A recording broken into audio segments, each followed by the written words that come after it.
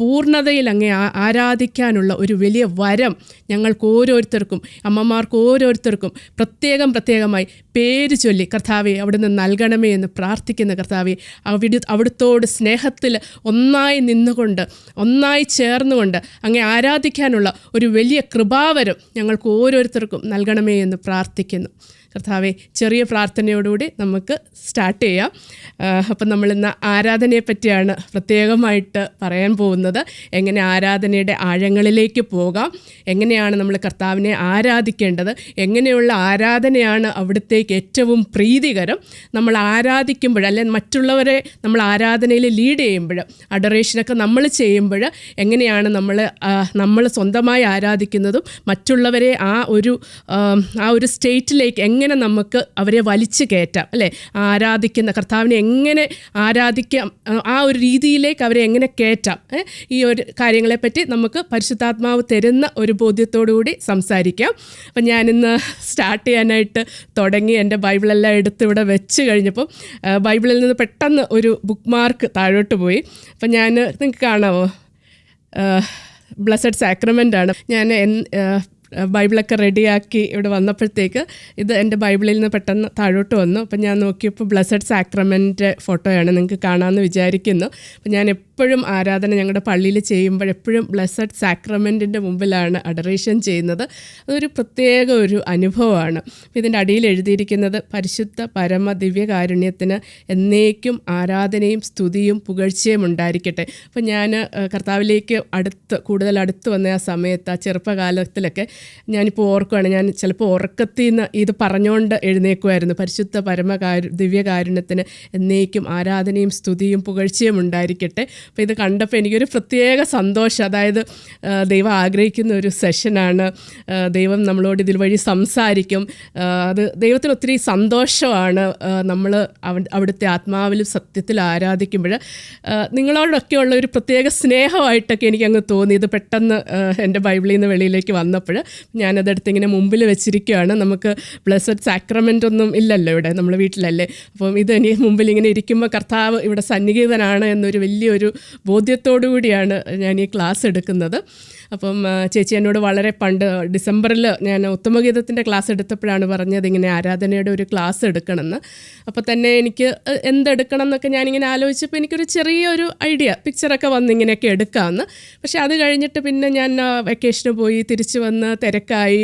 അപ്പം ഇന്നലെ ഒന്ന് രണ്ട് ദിവസമൊക്കെ ആയിട്ടാണ് ഇതിനെപ്പറ്റി കൂടുതൽ ആലോചിക്കുന്നത്, എന്താണ് എടുക്കേണ്ടത്, അതിനെക്കുറിച്ച് കൂടുതൽ പ്രാർത്ഥിക്കുകയോ ഒരുങ്ങുകയോ ഒക്കെ ചെയ്തപ്പോൾ കർത്താവ് എനിക്കൊരു വിഷൻ തന്നു. കൂടുതലായിട്ടൊന്നും പറഞ്ഞില്ല, ഒരു വിഷൻ മാത്രം ഞാൻ കണ്ടു. അതായത് ഞാൻ കാണുന്നത്, ഞാനിങ്ങനെ ഇരിക്കുന്നു, എൻ്റെ ഹൃദയഭാഗത്ത് കർത്താവിൻ്റെ ഒരു കരുണയുടെ ഫോട്ടോ. അപ്പം ഹൃദയഭാഗത്ത് ഇങ്ങനെ സെൻറ്ററിലായിട്ട് ഇങ്ങനെ ഒരു കർത്താവിൻ്റെ കരുണയുടെ ഫോട്ടോ ഇങ്ങനെ ഇരിക്കുകയാണ്.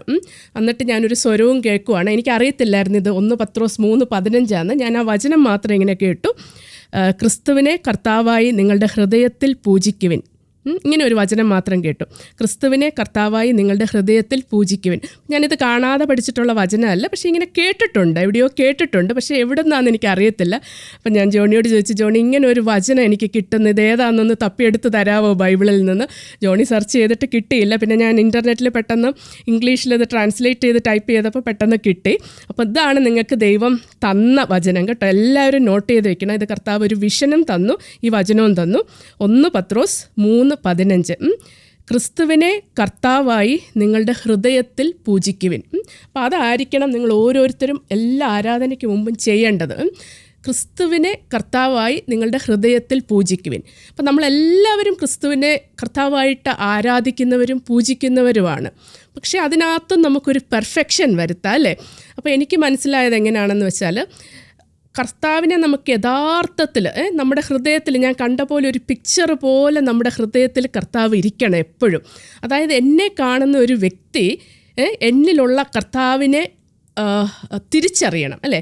മദർ തെരേസ ചെയ്ത ജോലികൾ, അവരുടെ ജീവകാരുണ്യ പ്രവർത്തനങ്ങൾ വഴി ക്രിസ്തുവിനെ പലർക്കും മദറിൽ ദർശിക്കാൻ സാധിച്ചല്ലേ.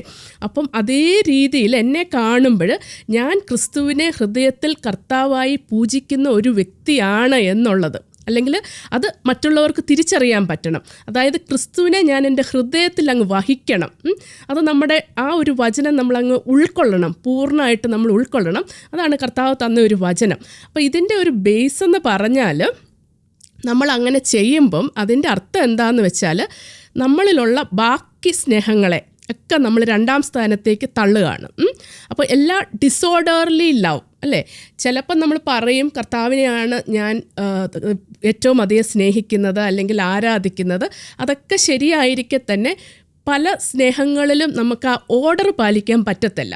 അപ്പം നമ്മുടെ കാര്യമല്ല, നിങ്ങളുടെ ഓരോരുത്തരുടെ കാര്യമല്ല ഞാൻ പറയുന്നത്, ഇൻ ജനറൽ പറയാം. കാരണം നിങ്ങളൊക്കെ ആരാധനയിൽ മറ്റുള്ളവരെ നയിക്കാനും കൂടെ ദൈവം തിരഞ്ഞെടുത്തിരിക്കുന്നവരാണല്ലോ. അപ്പോൾ ഓരോ വ്യക്തികളെയും കാണുമ്പോഴും നമ്മളിതെല്ലാം ഓർത്തിരിക്കണം. അപ്പം ചിലപ്പം നമ്മൾ നമ്മുടെ ഭർത്താവിനെ കൂടുതലായി സ്നേഹിക്കുന്നു, ആ ഒരു ഓർഡറിനെക്കാട്ടിൽ കൂടുതൽ ഒരു ഡിസോർഡർലി ലവ് ഭർത്താവിനോട് വരുന്നു, അല്ലെങ്കിൽ മക്കളോട് വരുന്നു, അല്ലെങ്കിൽ നമ്മളോട് തന്നെ നമുക്ക് വരുന്നു, നമ്മൾ തന്നെ ഒരു വിഗ്രഹമായി തീരുന്നു അല്ലേ, നമ്മുടെ സൗന്ദര്യത്തോട് വരുന്നു, അല്ലെങ്കിൽ നമ്മുടെ പവറിനോട് വരുന്നു, നമ്മുടെ പൊസിഷനോട് വരുന്നു, നമ്മുടെ വെൽത്തിനോട് വരുന്നു. അപ്പോൾ എന്ത് മേഖല, അല്ലെ നമ്മുടെ ഒരു റെപ്യൂട്ടേഷൻ, അല്ലെ എനിക്കൊരു അഭിമാനം, അല്ലെ ഒരു മാനം എന്നൊക്കെ പറയുന്ന പോലെ. അപ്പോൾ അതൊക്കെയും വേണ്ടതാണ്, ആവശ്യമാണ്. ഭർത്താവിനെ സ്നേഹിക്കണം, മക്കളെ സ്നേഹിക്കണം, നമ്മൾക്ക് ദൈവം തന്നിരിക്കുന്ന ജോലിയെ സ്നേഹിക്കണം, എല്ലാം നമ്മൾ സ്തോത്രത്തോടുകൂടി സ്വീകരിക്കേണ്ടതാണ്. എങ്കിൽ പോലും അതിനൊരു ക്രമം ദൈവം നിശ്ചയിച്ചിട്ടുണ്ട്. അപ്പോൾ കർത്താവിന് ഒന്നാം സ്ഥാനം കൊടുക്കണം.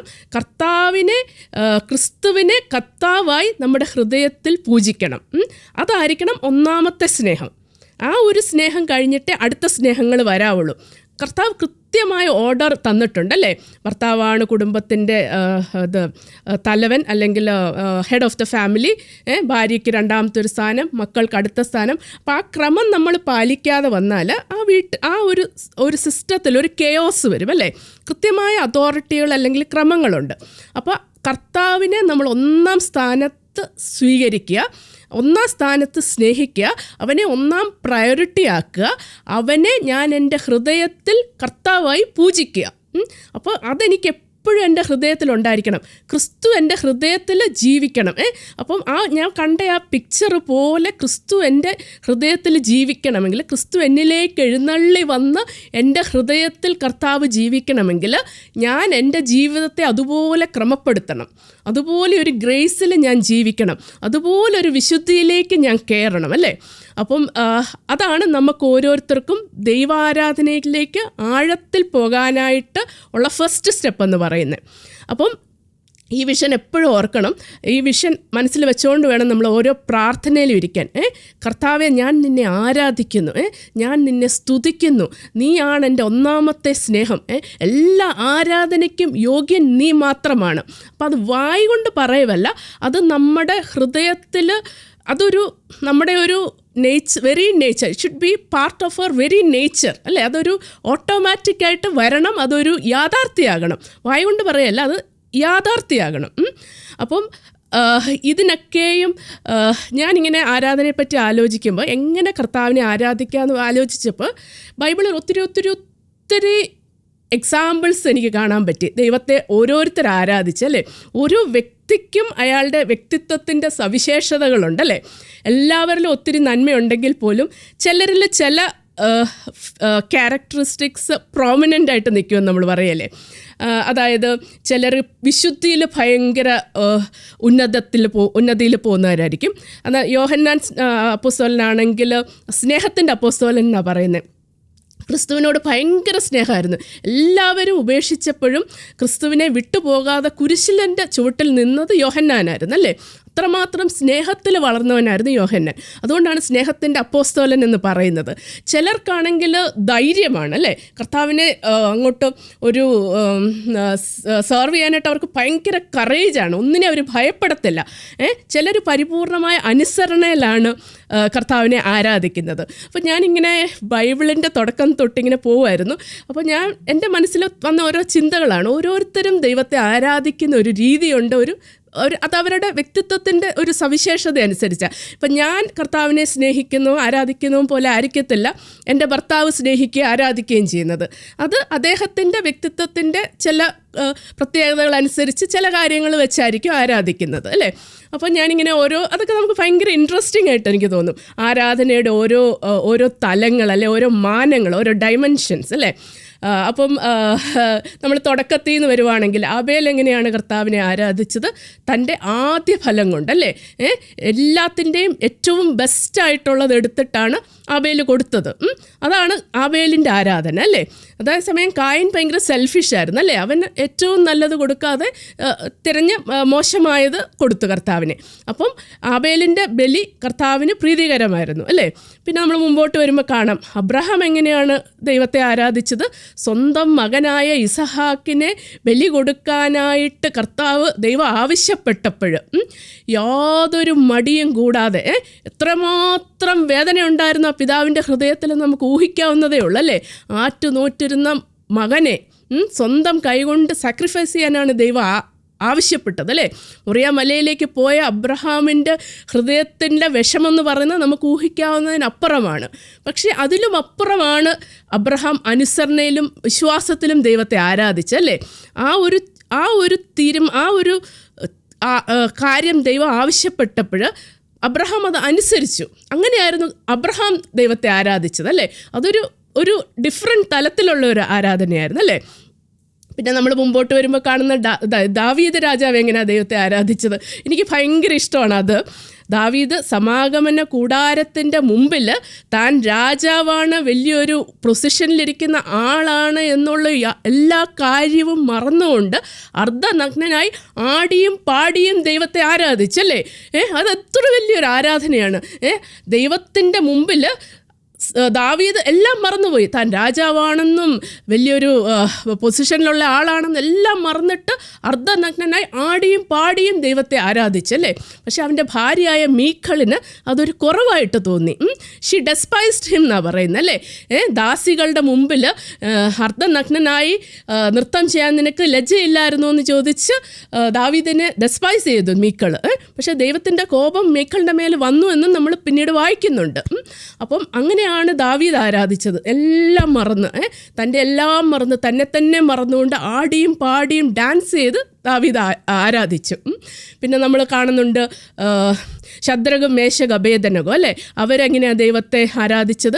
രാജാവ് തീയിലിട്ട് കൊല്ലുമെന്ന് പറഞ്ഞപ്പോൾ ആ ഭീഷണിയെപ്പോലും വകവയ്ക്കാതെ തങ്ങൾ വിശ്വസിച്ച ദൈവത്തിന് വേണ്ടി നിലകൊണ്ടുകൊണ്ട് മരണത്തെ വരിക്കാനായിട്ട് സന്നദ്ധരായിട്ട് അവർ ദൈവത്തെ ആരാധിച്ചല്ലേ. തീച്ചൂളയിൽ അവർ ദൈവത്തെ ആരാധിച്ചുകൊണ്ടിരുന്നപ്പോൾ അവരുടെ ആരാധന സ്വീകരിച്ചുകൊണ്ട് കർത്താവ് ആ തീച്ചൂളയിലേക്ക് ഒരു നാലാമനായി ഇറങ്ങി വന്നല്ലേ. അത്ര ഭയങ്കരമായ ആരാധനയായിരുന്നു അവരുടേത്. ധൈര്യത്തിൻ്റെ ആരാധന. മരണത്തിൻ്റെ മുമ്പിൽ പോലും ഒന്നിനെയും പേടിക്കാതെ ദൈവത്തെ ആരാധിച്ചവരാണ് ശദ്രക് മേശക് അബേദനഗോ, അല്ലേ? ഡാനിയേൽ ഇന്നസെൻ്റ് ആയിരുന്നു. കൽപ്പനയിൽ നിന്ന് അണുവിട അങ്ങോട്ടും ഇങ്ങോട്ടും മാറാതെ ആരാധിച്ചവനാണ്, അല്ലേ? അപ്പോൾ അങ്ങനെ ഒത്തിരി എക്സാമ്പിൾസ്. ഓരോ വ്യക്തികളും എങ്ങനെയാണ് ദൈവത്തെ ആരാധിച്ചത്. പൗലോസും ശീലാസും തടവറയിൽ കിടന്ന് കർത്താവിനെ ആടിയും പാടി ആരാധിച്ചല്ലേ. പൗലോസ് പിന്നെ പറയുന്നുണ്ട്, എന്തിന് ക്രിസ്തുവിൻ്റെ സ്നേഹത്തിൽ നിന്ന് എന്നെ മാറ്റാൻ കഴിയും? നഗ്നതയോ പട്ടിണിയോ മാളോ ഒന്നിനും മാറ്റാൻ കഴിയത്തില്ല എന്ന് പറഞ്ഞ് മരണത്തെ വരിച്ചവനാണ് പൗലോസ് അപ്പോസ്തലൻ, അല്ലേ? അതൊക്കെ ആരാധനയുടെ ഒരു ഡിഫറെൻറ്റ് തലമാണല്ലേ. അപ്പോൾ ഇതിൻ്റെ എല്ലാം ഒരു പൂർണ്ണതയാണ് പരിശുദ്ധ അമ്മയുടെ ആരാധന. അപ്പോൾ ഇതെല്ലാം നമ്മൾക്ക് മനസ്സിൽ വെക്കേണ്ട കാര്യങ്ങളാണ്, കർത്താവിനെ എങ്ങനെ നമുക്ക് ആരാധിക്കാം എന്നുള്ളത് കേട്ടോ. പക്ഷെ നമ്മളൊക്കെയും പലപ്പോഴും സാധാരണ മനുഷ്യരാണ്. അപ്പം ഞാൻ ഈശോയോട് പറയും, ഈശോയെ ഞാൻ എങ്ങനെയാണ് അങ്ങേ ആരാധിക്കേണ്ടത്? എങ്ങനെയാണ് ഞാൻ അങ്ങേ ആരാധിക്കണമെന്നാണ് അങ്ങ് ആഗ്രഹിക്കുന്നത്, അല്ലേ? നമുക്ക് ചിലപ്പം ഇവരൊന്നും ആരാധിച്ചതുപോലെ ആരാധിക്കാനുള്ള അത്രയും വലിയൊരു ധൈര്യമോ അങ്ങനെയൊന്നും നമുക്ക് നാച്ചുറലി ചിലപ്പോൾ കാണത്തില്ല, അല്ലേ? പക്ഷേ എനിക്ക് മനസ്സിലായ ഒരു കാര്യം എന്നാന്ന് വെച്ചാൽ, നമ്മൾ ദൈവത്തിന് നമ്മളെ തന്നെ അങ്ങ് വിട്ടുകൊടുക്കുമ്പോൾ ദൈവം തന്നെ നമ്മളെ ഒത്തിരി കാര്യങ്ങളിൽ അങ്ങ് സഹായിക്കും. എങ്ങനെയാണ് ആരാധിക്കേണ്ടത്, എന്താണ് ചെയ്യേണ്ടത്, എല്ലാം ദൈവം തന്നെ നമുക്ക് പറഞ്ഞും പഠിപ്പിച്ചും തരും. അപ്പം ഞാൻ ഓർക്കുന്നത് എൻ്റെ കുറച്ച് എക്സ്പീരിയൻസും കൂടെ ഞാൻ ഷെയർ ചെയ്യാം. ഞാൻ എങ്ങനെയാണ് ആരാധനയൊക്കെ ലീഡ് ചെയ്യുന്നത്. കാരണം നിങ്ങളെ ഓരോരുത്തരെയും ബ്ലെസ്സഡ് ഫാമിലിയിലെ ഓരോ അമ്മമാരെയും കർത്താവ് പ്രത്യേകമായിട്ട് പേര് ചൊല്ലി വിളിച്ചിരിക്കുകയാണ്. ബ്ലെസ്സഡ് ഫാമിലി മാത്രമല്ല, ഹെവൻലി ബ്ലെസ്സിലെ നിങ്ങൾ ഈ കൂട്ടായ്മയുടെ ഭാഗമാണെങ്കിൽ ഇത് വളരെ പരിശുദ്ധമായ ഒരു കൂട്ടായ്മയാണ്. അത് നമ്മൾ അതിൻ്റെ ഫുൾ മഹത്വത്തിൽ അല്ലെങ്കിൽ അതിൻ്റെ ആ മഹാത്മ്യത്തിൽ മനസ്സിലാക്കണം. അപ്പം ആ ഒരു കൂട്ടായ്മയുടെ ഭാഗമാണെങ്കിൽ കർത്താവ് നിങ്ങളെ ഓരോരുത്തരെയും പ്രത്യേകമായി വിളിച്ചിരിക്കുവാണ്. അപ്പോൾ കർത്താവ് യഥാർത്ഥത്തിൽ ആഗ്രഹിക്കുന്നുണ്ട് നിങ്ങളോടെല്ലാവരോടും ഒത്തിരി അടുത്ത് വരണം എന്നല്ലേ. കർത്താവിൻ്റെ ആ വിശുദ്ധിയോട് ഏറ്റവും അടുത്തടുത്ത് വരണമെന്ന് കർത്താവ് ഒത്തിരി ആഗ്രഹിക്കുന്നുണ്ട്. അപ്പോൾ ഇത് മനസ്സിലാക്കണം. നമ്മൾ ആ ഒരു ദൈവത്തിൻ്റെ പ്രത്യേക വിളിയുടെ അടിയിലാണെന്നും കർത്താവ് എന്നെ പ്രത്യേകമായി ഇൻഡിവിജ്വലി പേര് ചൊല്ലി വിളിച്ചിരിക്കുകയാണെന്നും എന്നെ വിളിച്ചിരിക്കുന്നതിന് ഒരു പ്രത്യേക നിയോഗമുണ്ടെന്നും അത് നമ്മൾ മനസ്സിലാക്കണം. നമ്മുടെ ആ നിയോഗത്തെ കർത്താവ് എന്തിനു വേണ്ടി എന്നെ ഈ സഹനത്തിലൂടെ കടത്തിവിട്ടു, എന്തിനെനിക്കിത് അനുവദിച്ചു, ഇതെല്ലാം കർത്താവ് അനുവദിച്ചത് വലിയൊരു ദൈവിക പദ്ധതിയുടെ ഭാഗമായിട്ടാണ്. അത് എൻ്റെ മാത്രം ഒരു കാര്യത്തിന് വേണ്ടിയല്ല ദൈവം എനിക്ക് തരുന്നത്. അതെനിക്ക് കിട്ടിയൊരു ബോധ്യമാണ്. ഞാൻ പലപ്പോഴും പല വിഷനുകൾ കാണുന്നതും എല്ലാം ഞാൻ വിചാരിക്കാറുണ്ട് പലപ്പോഴും, എന്തിനാണ് ഞാനിങ്ങനെ വിഷൻസ് കാണുന്നത്, എന്തിനാണ് കർത്താവ് സ്വപ്നത്തിലൂടെ ഇത് തരുന്നത്. അപ്പോഴെല്ലാം എനിക്ക് കൃത്യമായി മനസ്സിലായ ഒരു കാര്യമുണ്ട്, ഇതെല്ലാം മറ്റുള്ളവർക്ക് വേണ്ടിയാണ്, മറ്റുള്ളവർക്ക് വേണ്ടി പകർന്നു കൊടുക്കാനാണ്, അവരെ വിശ്വാസത്തിലേക്ക് വലിച്ചെടുപ്പിക്കാനാണ്. അപ്പം നിങ്ങൾ ഓരോരുത്തരുടെയും പദ്ധതി എന്ന് പറഞ്ഞത് നിങ്ങൾ മനസ്സിലാക്കിയ ഒരു ക്രിസ്തു ഉണ്ടല്ലേ, നിങ്ങളുടെ ഹൃദയത്തിൽ ജീവിക്കുന്ന ഒരു ക്രിസ്തു. അപ്പം നിങ്ങൾ കർത്താവായി ഹൃദയത്തിൽ പൂജിക്കുന്ന ഒരു ക്രിസ്തുവുണ്ട്. ആ ക്രിസ്തുവിനെ നിങ്ങളുടെ കുടുംബത്തിലും സമൂഹത്തിലും നിങ്ങൾ ഇടപെടുന്ന ആളുകളിലേക്കും പകർന്നു കൊടുക്കുക എന്നുള്ളൊരു വലിയ ഒരു വിളിയുണ്ട്. അപ്പം അതിന് നമ്മൾ ഇരുന്ന് ഇങ്ങനെ ക്ലാസ് എടുക്കണമെന്നില്ല, നമ്മൾ ബ്ലെസ്സഡ് സാക്രമെൻറ്റിൻ്റെ മുമ്പിലിരുന്ന് അഡറേഷൻ ചെയ്യണമെന്നില്ല. അത് നമ്മളെ ദൈവം എവിടെ വിളിച്ചിരിക്കുന്നോ അപ്പം നമ്മൾ റെഡി ആയിട്ടിരിക്കുക. കർത്താവ് എന്നെ വിളിച്ചാൽ പോകാൻ റെഡി ആയിട്ടിരിക്കുക. ഇപ്പോൾ കർത്താവ് നാളെ ഒരു അവസരം തരുവാണ്, ഇങ്ങനെ ഒരു സൂം മീറ്റിങ്ങിൽ എന്നെ ആരാധിക്കുക എന്നൊരു കാര്യം നിങ്ങളോട് പെട്ടെന്ന് ആവശ്യപ്പെടുവാണെങ്കിൽ നമ്മളതിന് തയ്യാറായിട്ടിരിക്കുക. കർത്താവെ, നീയാണ് എന്നെ വിളിച്ചത്, ഞാൻ അതിന് തയ്യാറാണ് എന്നൊരു മനോഭാവത്തോടു കൂടി വേണം നമ്മൾ ഇരിക്കാൻ. അപ്പോൾ അങ്ങനെ ചെയ്യുമ്പോഴാണ് നമ്മളും കർത്താവിനോട് കൂടുതൽ അടുത്ത് വരുന്നത്. അപ്പം ഞാൻ എൻ്റെ ഒരു എക്സാമ്പിൾ പറയാം, പ്രോബബ്ലി നിങ്ങൾക്കത് കുറച്ചുകൂടെ ഹെൽപ്ഫുള്ളായിരിക്കും. ഇപ്പോൾ അഡറേഷനൊക്കെ ലീഡ് ചെയ്യണം എന്നൊക്കെ ആഗ്രഹിക്കുന്നവരാണെങ്കിൽ, അല്ലെങ്കിൽ അതിനുള്ള വിളി കിട്ടിയവരാണെങ്കിൽ, ഒരുപക്ഷെ ഞാൻ കടന്നുപോയ പാതകൾ, അല്ലെങ്കിൽ ഞാൻ അഡറേഷൻ സമയത്ത് എങ്ങനെയാണ് അതിനെ കാണുന്നത്, എന്തൊക്കെ പ്രിപ്പറേഷനാണ് ചെയ്യുന്നത്, ദൈവം എങ്ങനെയാണ് എന്നെ സഹായിക്കുന്നത് എന്നൊക്കെ പറയുന്നത് ഒരുപക്ഷെ നിങ്ങൾക്ക് ഓരോരുത്തർക്കും ഹെൽപ്ഫുള്ളായിരിക്കും എന്ന് ഞാൻ വിചാരിക്കുക. ഞാൻ എൻ്റെ കുറച്ച് പേഴ്സണൽ എക്സ്പീരിയൻസ് ഷെയർ ചെയ്യാം. നിങ്ങൾക്ക് എന്തെങ്കിലും ക്വസ്റ്റ്യൻ ഉണ്ടെങ്കിൽ എന്നോട് ചോദിക്കാൻ, വേണമെങ്കിൽ നമുക്ക് വീഡിയോ ഓഫ് ചെയ്യാം, ഞാൻ യൂട്യൂബ് ആ ഭാഗങ്ങൾ കട്ട് ചെയ്യാം. അതായത് പ്രൈവസി എന്തെങ്കിലും പ്രോബ്ലം ഉണ്ടെങ്കിൽ അത് ഭാഗങ്ങൾ കട്ട് ചെയ്യാം. എന്തെങ്കിലും ചോദ്യം ചോദിക്കാനുണ്ടെങ്കിൽ ചോദിക്കാം. ഞാൻ എൻ്റെ എക്സ്പീരിയൻസസ് ഷെയർ ചെയ്യാം. ബേസിക്കലി ഞാൻ എൻ്റെ ഫസ്റ്റ് അഡോറേഷന് പോയപ്പോൾ, അതിന് മുമ്പ് ഞാനിങ്ങനെ യൂട്യൂബിൽ വീഡിയോ ഒക്കെ ഇടുമായിരുന്നെങ്കിൽ അഡോറേഷനായിട്ട് ഞാൻ ചെയ്തിട്ടില്ല. അപ്പം ഞാൻ ആദ്യമായിട്ട് അഡോറേഷന് പോകാനായിട്ട് ഞങ്ങളോട് അഡോറേഷൻ ചെയ്യാമോ എന്ന് ചോദിച്ചപ്പം ജോണി ഹസ്ബൻഡ് എപ്പോഴും പാട്ടൊക്കെ പാടുമായിരുന്നു. അപ്പോൾ അഡോറേഷൻ ചെയ്യാമെന്ന് ചോദിച്ചപ്പോഴത്തേക്ക് ശരി, ഓക്കെ ചെയ്യാമെന്ന് പറഞ്ഞു. അപ്പോൾ എനിക്ക് ഒരാഴ്ചയോ അങ്ങാണ്ടേ ഉള്ളൂ പ്രിപ്പയർ ചെയ്യാൻ. അപ്പോൾ ഞാൻ വിചാരിച്ചു ഓക്കെ, വളരെ എളുപ്പമായിരിക്കും, ജോണി പാട്ട് പാടും, ഞാൻ എന്തെങ്കിലുമൊക്കെ മെഡിറ്റേഷൻ പറയാം എന്നൊക്കെ വിചാരിച്ചു. മനസ്സിലൊരു ആശങ്കയുണ്ട്, ഇങ്ങനെ ചെയ്യാൻ പറ്റുമോ എന്നൊക്കെ, കാരണം ആദ്യമായിട്ട് പോവാണല്ലോ, അങ്ങനെ ഒരു ആശങ്കയുണ്ടായിരുന്നു. പക്ഷേ അങ്ങ് സമ്മതിച്ചു. കാരണം കർത്താവ് പറഞ്ഞിരിക്കുന്ന എന്ത് ഓപ്പർച്യൂണിറ്റി വന്നാലും നോ എന്ന് പറയരുത്, വിളിച്ചിരിക്കുന്നത് ഞാനാണ്, നീ ധൈര്യമായിട്ട് പൊക്കോണം, ഞാൻ കൂടെ ഇരിക്കും. അങ്ങനെ ഒരു കോൾ എനിക്കുള്ളത് കൊണ്ട് എന്ത് പറഞ്ഞാലും എന്ത് ഓപ്പർച്യൂണിറ്റി വന്നാലും ഞാൻ ഓക്കെ എന്ന് പറയും, ഇപ്പം ഞാൻ കംഫർട്ടബിൾ അല്ലെങ്കിലും. അപ്പോൾ ആ ഒരു രീതിയിലാണ് ഞാൻ ഓക്കെ പറഞ്ഞത്. പക്ഷേ പ്രശ്നം വന്ന എന്നാണെന്ന് വെച്ചാൽ, ഞാൻ ദൈവത്തെ ആരാധിക്കുകയും സ്നേഹിക്കുകയും ദൈവത്തിന് ഒന്നാം സ്ഥാനമൊക്കെ കൊടുക്കുകയും ഒക്കെ ചെയ്യുന്ന ആളാണ്. എനിക്ക് ഭയങ്കര സ്നേഹമാണ് ഈശോ എന്ന് പറഞ്ഞാൽ. എങ്കിൽ പോലും നമ്മൾ മറ്റുള്ളവരെ ആരാധനയിൽ നയിക്കുമ്പോൾ അതൊരു വേറൊരു എക്സ്പീരിയൻസ് അല്ലേ, ഒരു ഡിഫറെൻ്റ് ഒരു എക്സ്പീരിയൻസാണ്. അപ്പോൾ അത് ഞാൻ എങ്ങനെ ചെയ്യുമെന്ന് ഫസ്റ്റായിട്ട് ചെയ്യുമല്ലേ, അപ്പോൾ എനിക്കറിയത്തില്ല എങ്ങനെ ചെയ്യണമെന്ന്. അപ്പോൾ ഞാനിരുന്ന് ആലോചിച്ച് നോക്കുക എന്താ ചെയ്യണ്ടേ. ഞാൻ കണ്ണടച്ച് ഒന്നും കിട്ടുന്നില്ല, ഒരു വാക്ക് പോലും കിട്ടുന്നില്ല. ഒരു 2 സെൻറ്റൻസ് കിട്ടിക്കഴിഞ്ഞാൽ 3-ാമത്തെ സെൻറ്റൻസ് കിട്ടുന്നില്ല. അപ്പം ഹസ്ബൻഡ് ആണെങ്കിൽ എന്നാ ചെയ്തേ, ആ പറഞ്ഞിട്ട് അനക്കരയിലൊരു ധ്യാനത്തിന് പോയി ആ പറഞ്ഞ ദിവസം തന്നെ. എന്നിട്ട് എന്നോട് പറഞ്ഞു എല്ലാം മെഡിറ്റേഷനൊക്കെ പ്രിപ്പയർ ചെയ്ത് വെച്ചു, പാട്ടൊക്കെ ഡിസൈഡ് ചെയ്തു, ഞാൻ ഫ്രൈഡേ വരും, നമുക്കത് എല്ലാം പ്രിപ്പയർ ചെയ്തിട്ട് സൺഡേ ചെയ്യാമെന്നാണ് പറഞ്ഞത്. അപ്പം തേഴ്സ്ഡേ ആയിട്ടും ഇനി 2-3 ദിവസമേ ഉള്ളൂ. എനിക്ക് യാതൊരുവിധ എൻ്റെ മനസ്സങ്ങ് ബ്ലാങ്ക് ആയിട്ടിരിക്കുക. ഒരു കാര്യം എൻ്റെ മനസ്സിലേക്ക് വരുന്നില്ല. ഒരു മെഡിറ്റേഷൻ ആകട്ടെ, ഒരു ദൈവവചനമാകട്ടെ, ഒന്നും എനിക്ക് കിട്ടുന്നില്ല. ഭയങ്കര ബ്ലാങ്ക് ആയിട്ടിരിക്കുക. ഞാൻ പറഞ്ഞു, ദൈവമേ നീ അല്ലേ പറഞ്ഞേ ഞാൻ കൂടെ ഇരിക്കുമെന്ന്, എന്നിട്ട് എനിക്കിപ്പോൾ ഒരു അക്ഷരം പോലും കിട്ടുന്നില്ല. ഇനി 3 ദിവസമേ ഉള്ളൂ, ഞാൻ ആദ്യമായിട്ട് ചെയ്യാൻ പോവാം, എന്ത് ചെയ്യും? അപ്പോൾ ജോണി എന്നോട് പറഞ്ഞൊരു കാര്യമുണ്ട്, ഇപ്പം ഒന്നും കിട്ടുന്നില്ലെങ്കിലും ടെൻഷനൊന്നും വേണ്ട, ഞാൻ എന്തെങ്കിലുമൊക്കെ പറഞ്ഞ് ചെയ്തോളാം, ഞാൻ തന്നെ ചെയ്തോളാം. പക്ഷേ നീ ചെയ്യണമെന്നാണ് ദൈവം ആഗ്രഹിക്കുന്നത്, അതുകൊണ്ട് നീ തന്നെ ചെയ്യണം. ഇനി ഇൻ കേസ് ഒന്നും കിട്ടുന്നില്ല ഞാൻ ചെയ്തോളാം എന്ന് പറഞ്ഞിട്ടാണ് പോയത്. അപ്പോൾ വ്യാഴാഴ്ചയായിട്ടും ഒന്നും കിട്ടാതായപ്പോഴത്തേക്ക് ഞാൻ വെളിയിലിങ്ങനെ തുണി ഇടാൻ പോയപ്പോൾ ഓർത്തു, എനിക്കിത്രയും ടെൻഷൻ താങ്ങാൻ വയ്യ, എനിക്ക് ഒത്തിരി ജോലിയുണ്ട്, ഒത്തിരി കാര്യങ്ങളുണ്ട്, ഇതൊന്നും കിട്ടുന്നില്ല. അപ്പം ഞാൻ ഇത്തവണ ഇത് ചെയ്യുന്നില്ല, ഇത്തവണ ജോണി അങ്ങ് ചെയ്യട്ടെ, എനിക്കൊന്നും കിട്ടുന്നില്ല, ഇത്തവണ ജോണി അങ്ങ് ചെയ്യട്ടെ എന്ന് വിചാരിച്ച് എൻ്റെ മനസ്സിലൂടെ ഈ ചിന്ത അങ്ങ് കടന്നു പോവുകയും ഞങ്ങൾ തുണി ഇട്ടുകൊണ്ടിരിക്കുക. തുണിയെന്ന് പറയുന്നത് ഞങ്ങൾ ബാൽക്കണിയിൽ ഇങ്ങനെ മേളിൽ ഇങ്ങനെ ഒരു റോഡിൽ ഒരു സ്റ്റീൽ റോഡുണ്ട്, അതിങ്ങനെ വലിച്ചു കയറ്റി നമ്മളിങ്ങനെ വെക്കും, എന്നിട്ട് താഴോട്ട് ഇറക്കിയിട്ട് എടുക്കും, അങ്ങനെയാണ്. അപ്പോൾ ഞാൻ തുണി ഇട്ടേച്ച് ഇങ്ങനെ അത് വെച്ചപ്പോഴാണ് ഇങ്ങനെ ചിന്തിക്കുന്നത്, എൻ്റെ ദൈവമേ ഞാൻ ചെയ്യുന്നില്ല, ജോണി ചെയ്യട്ടെ എന്ന് ചിന്തിക്കുകയും, എനിക്കറിയത്തില്ല ഞാൻ കറക്റ്റായിട്ട് വെച്ച് ആ റോഡ് താഴോട്ട് വന്നിട്ട് അത്രയും വെളിയിൽ നിന്ന് വന്നിട്ട് എൻ്റെ മൂക്കിനട്ടിടിച്ച്. എൻ്റെ അത്ഭുതം എന്നാന്ന് വെച്ചാൽ ഞാൻ ചെയ്യത്തില്ല എന്ന് വിചാരിക്കുന്ന ആ നിമിഷം ആരോ എൻ്റെ ചെപ്പയ്ക്ക് അടിച്ചതുപോലെ ഒരു ഫീലിങ്ങാണ്. അതെൻ്റെ മനസ്സിൽ ക്രോസ് ചെയ്ത ആ ഒരു നിമിഷം തന്നെ ആ റോഡ് വന്ന് എൻ്റെ മൂക്കിലേക്ക് ഇടിച്ച് ഇവിടെ അങ്ങ് കുഴിഞ്ഞു പോയ പോലെയായി.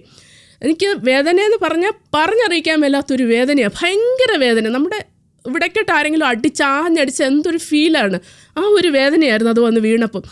ഞാൻ പറഞ്ഞു, എൻ്റെ കർത്താവേ ഞാൻ ചെയ്തോളാം, നീ എന്തിനാ എന്നെ അടിക്കുന്ന, ഇത്ര ആഞ്ഞെന്തിനാ അടിച്ചത്, ഞാൻ ചെയ്തോളാം എന്ന് പറഞ്ഞ് ഞാനങ്ങ് പറഞ്ഞു. അപ്പം അടി തന്നാണ് എന്നെ കയറ്റിയത്. അപ്പം ഞാൻ ഏറ്റുപോയല്ലോ, കർത്താവിനോടും പറഞ്ഞു ഞാൻ ചെയ്തോളാമെന്ന്. അപ്പോൾ ഇനി എനിക്കതിന് ബാക്ക് ഓഫ് ചെയ്യാൻ പറ്റത്തില്ല, ഇനി എന്ത് വന്നാലും എങ്ങനെയാലും അത് ചെയ്യണം. അപ്പോൾ ഞാൻ പിന്നെയും ഇരുന്ന് ആലോചിച്ചു, ഒന്നും കിട്ടുന്നില്ല. അപ്പോൾ ശനിയാഴ്ച ആയപ്പോൾ ഏതാണ്ടൊക്കെ കുറച്ചൊരു ഐഡിയ ഒക്കെ വന്നു. ശനിയാഴ്ച ഉച്ച കഴിഞ്ഞപ്പോഴത്തേക്ക് ഞാൻ കുറച്ച് മെഡിറ്റേഷനൊക്കെ എഴുതി, കുറച്ച് എനിക്ക് ഐഡിയ എല്ലാം വന്നു, കുറച്ച് വചനങ്ങളും മെഡിറ്റേഷനും എല്ലാം എഴുതി. അപ്പം ഹസ്ബൻഡിനോട് പറഞ്ഞ് കുറച്ച് പാട്ടും എല്ലാം ഞങ്ങൾ പ്രിപ്പയർ ചെയ്ത് ഞായറാഴ്ച രാവിലെ ആയപ്പോൾ എനിക്കറിയത്തില്ല, എൻ്റെ കയ്യിൽ മെറ്റീരിയൽ എല്ലാം ഉണ്ട്, ഞാൻ എന്തൊക്കെയോ പ്രിപ്പയർ ചെയ്തിട്ടുണ്ട്, പക്ഷേ പാട്ടുകളൊക്കെ റെഡിയാണ്. പക്ഷേ അവിടെ ചെന്ന് കഴിയുമ്പം പറയുമോ ഒന്നും അറിയത്തില്ല. ശരിക്കും ആശങ്കയോടുകൂടി തന്നെയാണ് ഞാൻ അവിടെ പോവുകയും അവിടെ ചെന്ന് നിൽക്കുകയും ചെയ്തത്.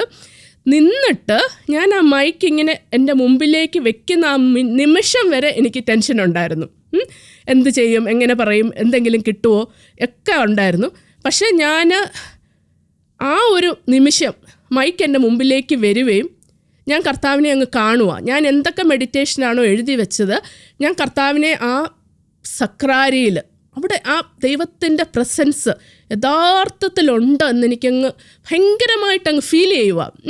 കാണുകയാണോ എന്ന് ചോദിച്ചാൽ എൻ്റെ കണ്ണുകൾ കൊണ്ടല്ല ഞാൻ കാണുന്നത്, പക്ഷേ എനിക്ക് ഉറപ്പാണ് കർത്താവ് അവിടെ ഉണ്ടെന്ന്, അകക്കണ്ണുകൾ കൊണ്ട് കാണുവാണ്. അപ്പം ഞാൻ ശരിക്കും പറയുവാണ്, കർത്താവ് ഇവിടെ ഉണ്ട്. Close your physical eyes, open your eyes of faith. എന്നിട്ട് ഈ സന്നിഹിതനായിരിക്കുന്ന സക്രാരിയിൽ, ഇംഗ്ലീഷിലായിരുന്നു, സക്രാരിയിൽ സന്നിഹിതനായിരിക്കുന്ന കർത്താവിനെ കാണുക എന്ന് ജനത്തോട് പറയുവാണ് കേട്ടോ. എന്നിട്ട് ഞാൻ എന്നെ തന്നെ മറന്നു പോയിട്ട് വേറൊരു ലെവലിലേക്ക് അങ്ങ് കയറി. അതിനെ ആയിരിക്കും നമ്മൾ ഒരു പക്ഷേ അഭിഷേകമെന്നോ അല്ലെങ്കിൽ അനോയിൻറ്റിങ് എന്ന് പറയുന്നത്. എന്നിട്ട് ആ ഒരു ലെവലിൽ നിന്നുകൊണ്ടാണ് ആ ഫുൾ അഡോറേഷൻ ചെയ്തത് കേട്ടോ. അപ്പോൾ ഓരോ അഡോറേഷനും ഓരോ മെഡിറ്റേഷനും ചെയ്യുമ്പോൾ ഞാൻ കർത്താവിനെ ഉൾക്കണ്ണിൽ കാണുവാണ്. കർത്താവിൻ്റെ സാന്നിധ്യം അവിടെ ഉണ്ട്. അവിടുന്ന് അവിടെ മുഴുവനും ആ കർത്താവിൻ്റെ പരിശുദ്ധി നിറഞ്ഞു നിൽക്കുവാണ് എന്നൊരു ഉത്തമ ബോധ്യത്തിൽ നിന്നുകൊണ്ടാണ് ഞാൻ ആരാധന ചെയ്യുന്നത്. അതേസമയം ഞാൻ നോക്കി വായിക്കുന്നുണ്ട്, കാരണം ഞാൻ വചനങ്ങളൊക്കെ എഴുതി വെച്ചിരിക്കുന്ന മുഴുവൻ എനിക്ക് കാണാൻ പഠിച്ചിട്ടില്ലല്ലോ. അപ്പോൾ അതൊക്കെ ഞാൻ നോക്കിയാണ് വായിക്കുന്നത്. പക്ഷേ പറയുന്നതും അപ്പോൾ അത് കഴിഞ്ഞിട്ട് പലരും ഒരാൾ ഓടി വന്നിട്ട് എന്നോട് പറഞ്ഞു, എൻ്റെ ജീവിതത്തിൽ ഞാൻ ഇത്രയും നല്ലൊരു ആരാധന കൂടിയിട്ടില്ല എന്ന്. എൻ്റെ ഹസ്ബൻഡ് പറഞ്ഞു it was out of the world എന്ന്. വേറൊരാൾ പറഞ്ഞു അത് ഞങ്ങൾക്ക് ഭയങ്കരമായിട്ട് ടച്ച് ചെയ്ത്, കാരണം നിങ്ങൾ നിങ്ങളുടെ ഹൃദയത്തിൽ നിന്നാണ് പറഞ്ഞതെന്ന്, U spoke from your heart എന്ന് പറഞ്ഞു. പക്ഷെ അത് വളരെ സത്യമാണ്. കാരണം നമ്മൾ അനുഭവിച്ചറിയുന്ന കാണുന്ന ഒരു ക്രിസ്തുവിനെയാണ് നമ്മൾ പകർന്നു കൊടുക്കേണ്ടത്, അല്ലേ? നമ്മൾ ബുദ്ധിയിൽ നിന്ന് അല്ല അത് ചെയ്യേണ്ടത്. നമ്മൾ കർത്താവിനെ നമ്മളുടെ അകക്കണ്ണിലങ്ങ് കാണണം. ആരാധിക്കുന്ന സമയത്ത് നമ്മൾ ആരാധിക്കുകയാകട്ടെ, ആരാധന നയിക്കുകയാകട്ടെ, ഏത് രണ്ട് ചെയ്യുമ്പോഴും നമ്മൾക്ക് കർത്താവിൻ്റെ ഒരു സജീവ സാന്നിധ്യം. കർത്താവ് എന്താ പറഞ്ഞിരിക്കുന്നത്? 2 or 3 പേര് എൻ്റെ നാമത്തിൽ കൂടുമ്പോൾ അവരുടെ മധ്യത്തിൽ ഞാൻ ഉണ്ടായിരിക്കും. അപ്പം നിങ്ങളൊരു സൂം സെഷനിൽ കൂടുമ്പോൾ നമ്മൾ പല ഭാഗത്തു നിന്നാണെങ്കിലും നമ്മളൊരു ഫാമിലി ആയിട്ടല്ലേ, ബ്ലെസ്സഡ് ഫാമിലി, ഒരു കൂട്ടായ്മയായിട്ടാണ് കൂടുന്നത്. നിങ്ങളുടെ മധ്യത്തിൽ കർത്താവുണ്ട്. അപ്പം നിങ്ങൾ ആരാധിക്കുന്ന സമയത്ത് കേട്ടോ, ആ കൂട്ടായ്മയിൽ കർത്താവുണ്ട്, ആത്മാവ് ഇങ്ങനെ വ്യാപരിക്കുകയാണ്. അപ്പം നിങ്ങൾ എന്താ ചെയ്യേണ്ടതെന്ന് വെച്ചാൽ കണ്ണടയ്ക്കുക മാത്രം ചെയ്താൽ മതി. കണ്ണടച്ചിട്ട് നമ്മുടെ ചിന്തകളെ കർത്താവിലേക്ക് എലിവേറ്റ് ചെയ്യുക. കർത്താവിനെ കാണാൻ സാധിക്കും. അങ്ങനെ കർത്താവിനെ കണ്ടുകൊണ്ട് വേണം നമ്മൾ അവനെ ആരാധിക്കാനും സ്തുതിക്കാനും അഡോറേഷൻ നടത്താനും. നമ്മൾ അഡോറേഷൻ ലീഡ് ചെയ്യുമ്പോഴും അല്ലെ നമ്മളിപ്പോൾ കൂടുവാണെങ്കിലും ആ ഒരു സെയിം ഇത് തന്നെ വേണം. അതായത് നമ്മൾ കർത്താവിനെ ആ ബ്ലെസ്സഡ് സാക്രമെൻറ്റിൽ കാണുക. ഇപ്പം ബ്ലെസ്സഡ് സാക്രമെൻറ്റ് എക്സ്പോസ് ചെയ്തിട്ടില്ലെങ്കിൽ പോലും നമ്മുടെ ഹൃദയത്തിലുള്ളവനാണ് അവൻ, അല്ലേ? എൻ്റെ ഹൃദയത്തിലിരിക്കുന്നവനും എന്നോട് സംസാരിക്കുന്നത്. ഞാൻ പലപ്പോഴും പറഞ്ഞിട്ടില്ലേ, കർത്താവ് എന്നോട് സംസാരിക്കുമ്പോൾ ഹൃദയത്തിൽ നിന്നാണ് ഞാൻ ആ സ്വരം കേൾക്കുന്നത്. എൻ്റെ തലയിൽ നിന്ന് നമ്മൾ ബാക്കി ചിന്തകളൊക്കെ നമ്മുടെ ബുദ്ധിയിൽ അല്ലെങ്കിൽ ഇവിടെ നിന്നാണല്ലോ നമുക്ക് വരുന്നത്. പക്ഷേ കർത്താവിൻ്റെ സ്വരം കൃത്യമായിട്ട് ഹൃദയത്തിൽ നിന്നാണ് കേൾക്കുന്നത്. നമ്മൾ നമ്മുടെ ഹൃദയത്തെ പരിശുദ്ധമായിട്ട് വെച്ചാൽ കർത്താവിനെ, ഞാൻ പറഞ്ഞ പോലെ 1 പത്രോസ് 3:15 പറഞ്ഞ പോലെ ക്രിസ്തുവിനെ കർത്താവായി നമ്മുടെ ഹൃദയത്തിൽ പൂജിച്ചാൽ അവൻ നമ്മുടെ ഹൃദയത്തിലേക്ക് ഇറങ്ങി വരും. കർത്താവ് ഹൃദയത്തിൽ ഇറങ്ങി വരുന്നു. കർത്താവ് നമ്മളെ അങ്ങ് ചൂഴ്ന്ന് നിൽക്കുവാണ്. ആ ഒരു ബോധ്യത്തോടു കൂടി വേണം നമ്മൾ കർത്താവിനെ ആരാധിക്കാൻ. അപ്പോൾ ഞാൻ രണ്ടാമത് ഒരു എക്സാമ്പിളും കൂടെ പറയാം. നിങ്ങൾക്ക് ഒരു പക്ഷേ ഹെൽപ്ഫുൾ ആയിരിക്കുമെന്ന് ഞാൻ വിചാരിക്കുക.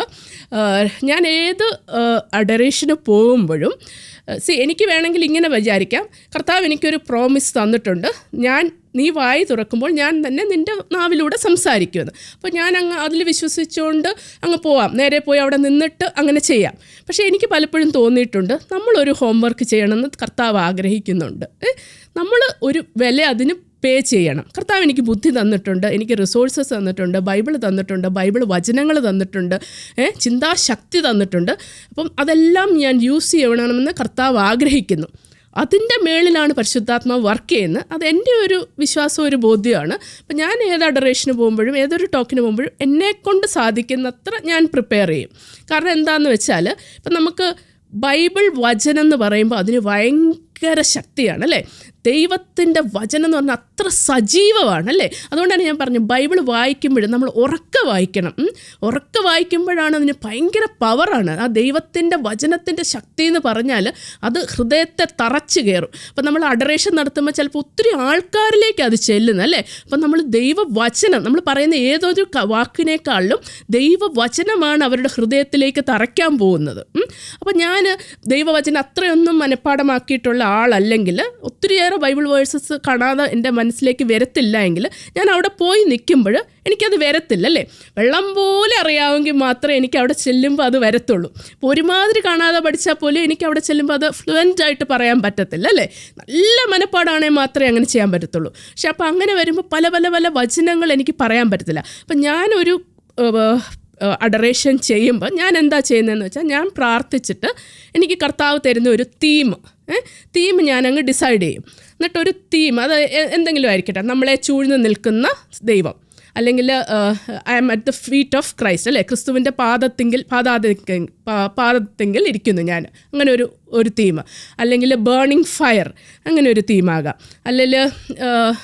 അല്ലെങ്കിൽ എന്തെങ്കിലുമൊക്കെ ഒരു തീം ഞാൻ അങ്ങ് ഡിസൈഡ് ചെയ്തിട്ട് അതിന് പറ്റിയ പോലെ അതിന് ചേരുന്ന വചനങ്ങളെല്ലാം എഴുതി വയ്ക്കും. ഒരു 6-7 മെഡിറ്റേഷനായിട്ട് ഞാൻ എഴുതി തന്നെ വയ്ക്കും. വലിയ വലിയ സങ്കീർത്തനങ്ങൾ, വചനങ്ങൾ, എന്നിട്ട് അതെല്ലാം ഞാൻ ഉറക്കെ വായിക്കും. അപ്പോൾ അങ്ങനെ വായിക്കുമ്പോൾ എന്താണെന്ന് വെച്ചാൽ വചനങ്ങൾ ആഴത്തിലേക്ക് ഇറങ്ങും, മനുഷ്യൻ്റെ ഹൃദയത്തിലേക്ക് തറയ്ക്കും. അപ്പം ആ വചനത്തിലൂടെയാണ് കർത്താവ് അവരോട് സംസാരിക്കാൻ പോകുന്നത്. അപ്പം ഞാൻ എൻ്റെ ഹോംവർക്ക് എല്ലാം ചെയ്യും. ഞാനൊരു തീം ഡിസൈഡ് ചെയ്യും. ഞാൻ ഒരു 6-7 മെഡിറ്റേഷൻ അതിനെപ്പറ്റി ആലോചിക്കും. അതിന് ആപ്റ്റായിട്ടുള്ള ബൈബിൾ വചനങ്ങൾ എഴുതും. എൻ്റെ ഹസ്ബൻഡിനോട് പറയും ഇന്ന തീമാണ്, ഈ പാട്ട് ഇവിടെ ചേരുമായിരിക്കും. കാരണം ഇപ്പോൾ ഒരു 1000കണക്കിന് പാട്ടറിയാവുന്ന ആൾക്കാണെങ്കിൽ അവിടെ ചെല്ലുമ്പോൾ ഒരു മെഡിറ്റേഷൻ കേൾക്കുമ്പോൾ അതനുസരിച്ചുള്ള പാട്ട് പെട്ടെന്ന് പാടാൻ പറ്റും. പക്ഷെ നമ്മളൊന്നും അത്രയും ഇതല്ലാത്തതുകൊണ്ട് നമുക്ക് കുറച്ചൊരു പ്രിപ്പറേഷൻ നല്ലതാണ്. അപ്പം ഹസ്ബൻഡും ആ പാട്ടുകളെല്ലാം പ്രിപ്പയർ ചെയ്യും. പക്ഷേ ഇങ്ങനെയൊക്കെ ചെയ്താലും അവിടെ ചെല്ലുമ്പോൾ ഞാൻ പറഞ്ഞതുപോലെ ഞാൻ ഇതൊക്കെ എഴുതി വെക്കത്തുള്ളൂ, കാണാതെ പഠിക്കത്തില്ല. കാരണം കാണാതെ പഠിച്ചാൽ അതെൻ്റെ ഹൃദയത്തിൽ നിന്ന് വരണം. ഞാൻ അവിടെ പോയി നിൽക്കുമ്പോൾ അല്ലേ, അതിങ്ങനെ ചുമ്മാ കാണാതെ പഠിച്ചിട്ട് ഒരു പാവ പറയുന്ന പോലെ പറഞ്ഞാൽ അതിനൊരു ഭംഗി വരത്തില്ല. അപ്പം ഞാൻ അവിടെ പോയി നിൽക്കുമ്പം അതെൻ്റെ ഹൃദയത്തിൻ്റെ ഉള്ളിൽ നിന്ന് വരണം. അപ്പം ഞാനിത് എഴുതിയിട്ട് അങ്ങനെ കാണാതെ പഠിക്കത്തില്ല, ഇന്ന ഇതുണ്ടെന്നിങ്ങനെ വിചാരിച്ചുകൊണ്ട് അവിടെ പോകും. പക്ഷെ അവിടെ ചെന്ന് നിൽക്കുമ്പോൾ ഞാൻ ആദ്യം പറഞ്ഞതുപോലെ അങ്ങനെ ഒരു അഭിഷേകത്തിലേക്ക് ഞാനത് കയറും. ആ ഒരു അഭിഷേകത്തിൽ അങ്ങ് കയറിക്കഴിയുമ്പോൾ ഞാൻ പിന്നെ ഈ പറഞ്ഞ മെഡിറ്റേഷനുകളെല്ലാം ഞാൻ എൻ്റെ കണ്ണിൻ്റെ മുമ്പിൽ കാണുന്ന പോലെ കാണും. എൻ്റെ അകക്കണ്ണുകൊണ്ട് ക്രിസ്തുവിനെ ദർശിക്കും. എന്നിട്ടാണ് ഈ മെഡിറ്റേഷൻ ചെയ്യുന്നത്. ഇപ്പം ഞാൻ ആ ഒരു ലെവലിലേക്ക് കയറിയില്ലെങ്കിൽ ഞാൻ നടത്തുന്ന അഡറേഷൻ വെറും ഒരു വായു കൊണ്ട് ചെയ്യുന്ന പോലെ ആയിപ്പോവും. അത് ആൾക്കാരെ ടച്ച് ചെയ്യത്തില്ല, മനസ്സിലായോ? അപ്പം അഭിഷേകത്തിൽ എല്ലാ തവണയും കയറുമോ എന്നുള്ളത് എനിക്ക് എപ്പോഴും ഒരു സംശയമുള്ള കാര്യമാണ്. പക്ഷെ ഞാൻ ഒത്തിരി അഡറേഷൻ ചെയ്തിട്ടുണ്ട്. ഒരു പ്രാവശ്യം മാത്രം അഭിഷേകത്തിന് കയറ്റിറക്കങ്ങളുണ്ട് കേട്ടോ. എപ്പോഴും നമ്മളൊരു പീക്കിൽ അങ്ങനെയല്ല, കയറ്റിറക്കങ്ങൾ ഞാൻ ഫീൽ ചെയ്തിട്ടുണ്ട്. പക്ഷെ ഒരു പ്രാവശ്യം മാത്രം ഞാൻ ആ അഭിഷേകത്തിൽ കയറാതെ ചെയ്തിട്ടുണ്ട്. അപ്പം ഞാൻ ഈ കൊണ്ടുപോയ കാര്യങ്ങൾ എനിക്ക് ബാക്കപ്പ് ഉണ്ടല്ലോ, അത് വെച്ച് എനിക്ക് ഓട്ടോമാറ്റിക്കലി അത് പറയേണ്ടി വന്നു. കാരണം ഞാൻ ആ അഭിഷേകത്തിലോട്ട് കയറിയില്ല. അപ്പോൾ ഞാൻ അതിനെപ്പറ്റി പിന്നീട് തിരിച്ചു വന്ന് ആലോചിച്ചപ്പോൾ ആ ഒരു പ്രാവശ്യം ഞാൻ കൺഫെഷന് പോകാതാണ് അഡറേഷൻ ചെയ്തത്. എന്തോ പെട്ടെന്ന് തീരുമാനിച്ചുകൊണ്ട് എനിക്ക് കൺഫെഷൻ ചെയ്യാനായിട്ടുള്ള ടൈം കിട്ടിയില്ല. ഞാൻ ഏത് ശുശ്രൂഷയ്ക്ക് പോകുന്നതിന് മുമ്പും അഡറേഷൻ ആയാലും എന്തായാലും കൺഫെഷന് പോയിട്ടേ ചെയ്യത്തുള്ളൂ എന്നൊരു സ്റ്റേറ്റ് ഓഫ് ഗ്രേസിലിരുന്നേ ചെയ്യത്തുള്ളൂ എന്നൊരു തീരുമാനം എടുത്തിട്ടുണ്ട്. ആ ഒരു തവണ ഞാൻ അങ്ങനെ കൺഫെഷന് പോയില്ല. അപ്പം ഞാനങ്ങ് വിചാരിക്കുവാണ്, ദൈവമേ ഒരുപക്ഷെ ഞാൻ കൺഫെഷന് പോകാഞ്ഞത് കൊണ്ടായിരിക്കാം ഞാൻ അഭിഷേകത്തിലേക്ക് കയറാതിരുന്നത് എന്ന് പറഞ്ഞുകൊണ്ട് പിന്നെ ഞാൻ അതിനെ ഇവൻതോ ഞാനത് എനിക്ക് അത് ഉറപ്പാണെങ്കിൽ പോലും ഞാനിപ്പം ഒരു 2 തവണ ഉറപ്പിക്കും ഞാൻ കൺഫെസ് ചെയ്തിട്ട് ഏത് ശുശ്രൂഷയ്ക്കും പോകത്തുള്ളൂ എന്ന്. അങ്ങനെ ഒരു അനുഭവം ഒരു പ്രാവശ്യം ആ അഭിഷേകത്തിൽ കയറിയില്ല. പക്ഷെ ഇനി അഭിഷേകത്തിന് കയറ്റിറക്കങ്ങളുണ്ട്.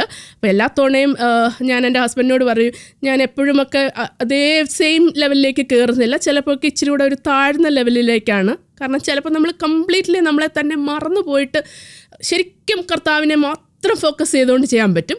ചിലപ്പോൾ നമ്മൾക്കറിയാം കർത്താവുണ്ട്, പക്ഷെ ഞാനും സറൗണ്ടിങ്സിനെ പറ്റി അവെയറായിട്ടാണ് ചിലപ്പോൾ ചെയ്യുന്നത്. കയറ്റിറക്കങ്ങൾ എപ്പോഴും ഉണ്ട് കേട്ടോ. അത് നമ്മളുടെ അത് ദൈവം അനുവദിക്കുന്നതായിരിക്കാം ഒരു പക്ഷേ, എനിക്കറിയത്തില്ല. ഞാൻ ഒരു ശുശ്രൂഷ ചെയ്യുന്ന ഒരാളോട് ചോദിച്ചപ്പോൾ അദ്ദേഹം പറഞ്ഞത്, ചിലപ്പോൾ നമ്മളങ്ങനെ അഭിഷേകത്തിൽ കയറും, ചിലപ്പോൾ നമ്മൾ അഭിഷേകത്തിൽ കയറാത്ത പോലെ നമുക്ക് ഫീൽ ചെയ്യും. എങ്കിൽ പോലും കേൾക്കുന്നവർ ചിലപ്പോൾ അതൊരു അഭിഷേകമായിട്ട് വരാം. അപ്പോൾ അതിനെപ്പറ്റി എനിക്കറിയത്തില്ല. ഞാൻ എൻ്റെ ഒരു എക്സ്പീരിയൻസ് നിങ്ങളോട് പറയുവാണ്. അപ്പോൾ ഇങ്ങനെയാണ് ഞാൻ ഒരു അഡറേഷൻ പോകുന്നത്, അല്ലെങ്കിൽ ഒരു അഡറേഷന് പ്രിപ്പയർ ചെയ്യുന്നത്. പക്ഷേ കർത്താവ് എപ്പോഴും വിശ്വസ്തനാണ് കേട്ടോ. അവിടുന്ന് ഭയങ്കര വിശ്വസ്തനാണ്. ഞാൻ ഇപ്പോഴൊക്കെ എനിക്ക് ആദ്യമൊക്കെ ഞാൻ കുറച്ച് ടെൻഷൻ ആവുമായിരുന്നു ലാസ്റ്റ് മിനിറ്റ് വരെ കിട്ടിയില്ലെങ്കിൽ. പക്ഷേ ഇപ്പോൾ എനിക്കറിയാം, ഒത്തിരി നാൾ ചെയ്തിട്ടറിയാം, ലാസ്റ്റ് മിനിറ്റിലാണെങ്കിലും അവിടുന്ന് തരും. ഇപ്പോൾ കഴിഞ്ഞ ഞായറാഴ്ച ഞാനൊരു അഡറേഷൻ ചെയ്തു, എനിക്കൊന്നും കിട്ടുന്നില്ല.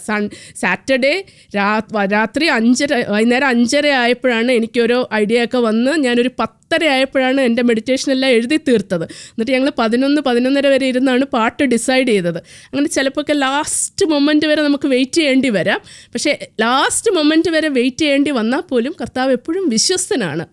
അവിടുന്ന് പറഞ്ഞിട്ടുണ്ടല്ലേ, I will neither fail you nor forsake you, ഞാൻ നിന്നെ കൈവിടുകയല്ല. അപ്പം നിങ്ങൾ ഓരോരുത്തരും ആ ഒരു ബന്ധത്തിലേക്ക് കയറിയിട്ട് കർത്താവിനെ അകക്കണ്ണുകൊണ്ട് കണ്ടുകൊണ്ട് വേണം ആരാധിക്കാനും അതുപോലെ ആരാധന നയിക്കാനും കേട്ടോ. പലപ്പോഴും ചിലപ്പം ദൈവം പെട്ടെന്ന് വിളിക്കുമായിരിക്കും ഓരോരുത്തരെ ആരാധന നടത്തുക അല്ലെ അഡറേഷൻ ചെയ്യുക എന്നൊക്കെ. അപ്പോൾ ഒരിക്കലും നമ്മൾ പിൻവാങ്ങരുത്. ഞാൻ പറഞ്ഞ പോലെ ചെയ്യത്തില്ല എന്ന് പറഞ്ഞ് പിൻവാങ്ങിയിട്ട് കാര്യമില്ല. അടിച്ചാണെങ്കിലും ദൈവം കയറ്റും. ദൈവം ഒരാളെ വിളിച്ചിട്ടുണ്ടെങ്കിൽ അത് നമ്മൾ ചെയ്യിപ്പിക്കും ദൈവം, അല്ലേ? അല്ലെങ്കിൽ നമുക്ക് ഒത്തിരി തടസ്സങ്ങളും വിഷമങ്ങളും അടികളും ഇതൊക്കെ കിട്ടും. എന്നെ ദൈവം വലിച്ചു കയറ്റുമോ, നല്ലൊരു അടി തന്നാണ് ആദ്യത്തെ അഡറേഷന് കയറ്റിയത്. അതോടുകൂടി പിന്നെ ഞാൻ ചെയ്യത്തില്ല എന്ന്, അതൊരു പ്രിവിലേജും ഓണറുമാണ്, അല്ലേ? നമ്മൾ ഒരിക്കലും പറയാൻ പാടില്ല ചെയ്യത്തില്ല എന്ന്. എൻ്റെ ഒരു ടെൻഷൻ്റെ ആധിക്യം കൊണ്ടോ അഹങ്കാരം കൊണ്ടോ അറിയാതെ പറഞ്ഞു പോയതാണ്. അതിനൊരു അടിയും കിട്ടി.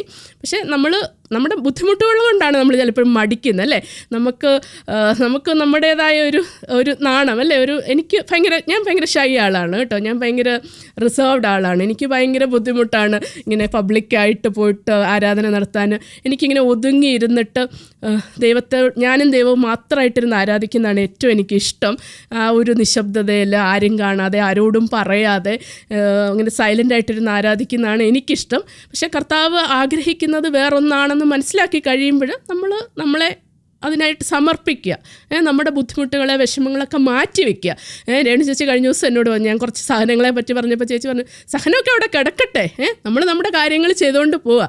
വിഷമങ്ങളുണ്ട്, ബുദ്ധിമുട്ടുകളുണ്ട്, വേദനകളുണ്ട്, എല്ലാം അവിടെ കിടക്കട്ടെ. പക്ഷേ ദൈവത്തെ നോക്കി നമ്മൾ മുമ്പോട്ടങ്ങ് പോവുക. അതല്ലേ മദർ തെരേസ പറഞ്ഞ്, ഏതോ ഒരു കൊച്ചിന് വേണ്ടി ഭിക്ഷയാചിക്കാൻ ചെന്നപ്പോൾ ആരോ തുപ്പിയും കയ്യിലേക്ക്. അപ്പം മദർ തെരേസ പറഞ്ഞു, തുപ്പിയോ അടിച്ച് എനിക്ക് ഓർമ്മ വരുന്നത്, ഇത് എനിക്കുള്ളത്, ഇനി മറ്റേ കുഞ്ഞിനുള്ളത് താന്ന് പറഞ്ഞ് മറ്റേ കൈ നീട്ടി. അപ്പം നമ്മളെ തന്നെ ഒത്തിരി ഇമ്പോർട്ടൻ്റ് ആയിട്ട് വിചാരിക്കേണ്ട, ഇച്ചിരി നാണക്കെടാനും ഒക്കെ അങ്ങ് തയ്യാറാകുക. ഇച്ചിരി തെറ്റുകളൊക്കെ പറ്റിയാലും ഓക്കെ എന്ന് വിചാരിക്കുക. ദാവീദൊന്നും ഓർത്തില്ലല്ലോ, അല്ലേ? ദാവീദാണ് എനിക്ക് ആ കാര്യത്തിൽ റോൾ മോഡൽ.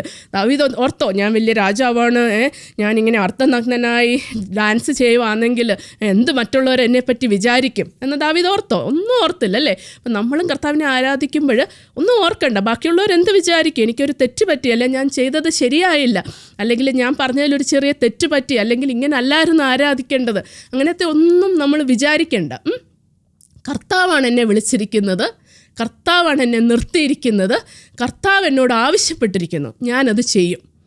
നാളെ നിങ്ങളെ അഡറേഷന് ഒരു സ്ഥലത്തേക്ക് വിളിച്ചു എന്ന് വെച്ചോ, സ്വീകരിക്കുക അത്. കാരണം ബ്ലെസ്സഡ് ഫാമിലിയുടെ പാർട്ടായിട്ടിരിക്കുക എന്ന് പറയുന്നത് തന്നെ വലിയൊരു ദൈവ കോളിംഗ് ആണ്. അപ്പം അതിന് പല പല പല മാനങ്ങൾ കാണുമായിരിക്കാം. കൗൺസിലിംഗ് ആയിരിക്കാം, അല്ലെങ്കിൽ മധ്യസ്ഥ പ്രാർത്ഥനയായിരിക്കാം, അല്ലെങ്കിൽ ചിലപ്പം സ്പീച്ച് പറയാനായിരിക്കാം, കർത്താവിൻ്റെ വചനം പങ്കുവെക്കാനായിരിക്കും, ഒരുപക്ഷെ അഡറേഷൻ ചെയ്യാനായിരിക്കാം, ചിലപ്പോൾ നമ്മുടെ കുടുംബത്തിൽ തന്നെ നമുക്ക് ഒത്തിരി പേരെ നേടാൻ പറ്റും കേട്ടോ. ഞങ്ങൾ കോവിഡിൻ്റെ സമയത്ത് ഒരു ഫാമിലി സൂം മീറ്റിംഗ് ഒക്കെ സ്റ്റാർട്ട് ചെയ്തായിരുന്നു. അപ്പോൾ നമുക്കൊന്നും പ്രാർത്ഥിക്കാൻ പറ്റുന്നില്ല, അല്ലെ പ്രാർത്ഥനാ യോഗത്തിന് പോകാൻ സാധിക്കുന്നില്ല. അപ്പോൾ അതൊത്തിരി മിസ് ചെയ്യുന്നതെന്ന് പറഞ്ഞ് എൻ്റെ ഹസ്ബൻഡ് പറഞ്ഞു, നമുക്ക് സൂമിൽ സ്റ്റാർട്ട് ചെയ്യാം. കോവിഡിൻ്റെ സമയത്ത് എനിക്ക് ഏകദേശം 1 വർഷത്തോളം ഞങ്ങൾ സൂം മീറ്റിംഗ് ചെയ്തു. അപ്പം നമ്മൾ ദൈവത്തെ പാടി ആരാധിച്ചും നമുക്കറിയാവുന്ന പോലെയൊക്കെ ആരാധിക്കുകയോ സ്തുതിക്കുകയൊക്കെ ചെയ്യുമ്പോൾ അതിൽ നിന്നൊരു ദൈവിക ശക്തി നമ്മളിലേക്ക് വരും.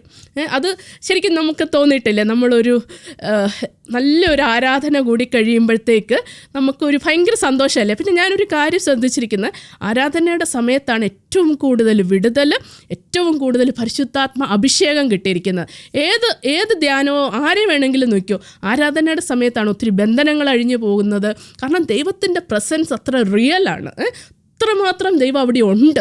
അതാണ് അതിൻ്റെ കാര്യം. ഞാനിപ്പോൾ എൻ്റെ കാര്യം ആലോചിക്കുകയാണെങ്കിലും എനിക്ക് കിട്ടിയ പരിശുദ്ധാത്മ അഭിഷേകം, ആദ്യമായിട്ട് കിട്ടിയ അഭിഷേകം, ഭാഷാവരം, എല്ലാ അനുഗ്രഹങ്ങളും എല്ലാ അഭിഷേകങ്ങളും ആരാധനയുടെ സമയത്താണ് കിട്ടിയത്. ദൈവം തന്നിരിക്കുന്ന ഒരു വലിയ പവർഫുൾ വെപ്പണാണ് ആ ആരാധന എന്ന് പറയുന്നത്. അപ്പോൾ ആരാധനയ്ക്ക് കൂടാനും നയിക്കാനും ലഭിക്കുന്ന ഒരവസരം പോലും നമ്മൾ പാഴാക്കരുത് കേട്ടോ.